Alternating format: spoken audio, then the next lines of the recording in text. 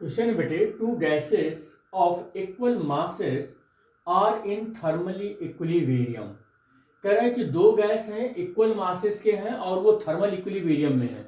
Thermal equilibrium से क्या समझ में आएगा कि उनका टेम्परेचर कैसा है बेटे, कांस्टेंट है। थर्मल इक्विलिब्रियम का मतलब टेम्परेचर उनका कांस्टेंट है।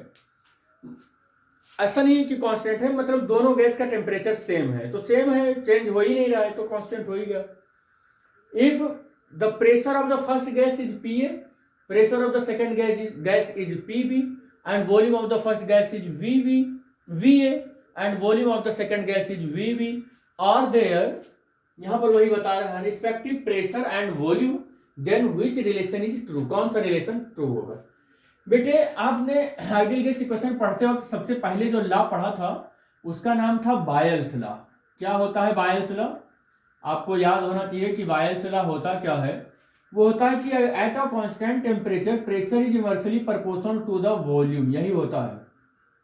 अगर टेम्परेचर कांस्टेंट हो गया तो प्रेशर वॉल्यूम के इनवर्सली प्रोपोर्शनल हो जाता है। इसका ये मतलब हुआ कि पीवी जो है वो कैसे हो जाता है, वो कांस्टेंट हो जाता है। पीवी क्या हो जाता है, कांस्टेंट हो जाता है। इसका इस फार्मूले को अगर मैं दो स्टेट में लिखूं और पहला प्रेशर अगर पी ए है तो पी ए हो जाएगा, और पहला वॉल्यूम अगर पी ए है तो ये हो जाएगा, और सेकंड स्टेट इसका कितना हो जाएगा, पी वी और वी वी हो जाएगा। तो इसी इक्वेशन को अगर मैं दो स्टेट में लिखूंगा तो कुछ इस तरीके से लिखना होगा हमको। तो अगर मैंने थर्मल इक्विलिब्रियम रखा यानी टेम्परेचर कांस्टेंट किया यानी बायल्स लॉ लगाया मैंने, तो मैं देख रहा हूं कि प्रेशर वॉल्यूम के इनवर्सली प्रोपोर्शनल हो जाएगा, प्रेशर वॉल्यूम के इनवर्सली प्रोपोर्शनल हो जाएगा, और ये प्रेशर पी बी वाला इस वॉल्यूम के इनवर्सली प्रोपोर्शनल हो जाएगा, कुछ इस तरीके से। Are their respective pressure and volume then the relation. तो अगर हम इसका रिलेशन अब देखें तो P A upon P B और इज इक्वल टू इसका कुछ कांस्टेंट हो जाएगा। क्या कांस्टेंट हो जाएगा, P A equal to K upon V A, क्या हो जाएगा, के अपान वी ए, और इसका कितना हो जाएगा, P V is equal to K upon V we, और यहां से कितना हो जाएगा, K upon V we.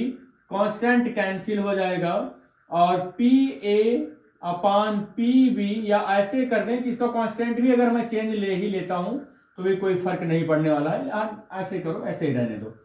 We V upon कितना हो जाएगा, वी ए हो जाएगा, और P A V A is equal to P B और वी बी।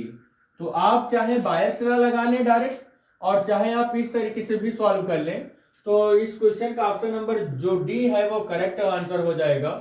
और ये क्वेश्चन आया हुआ है वर्धमान महावीर मेडिकल कॉलेज में 2005 में आया हुआ है।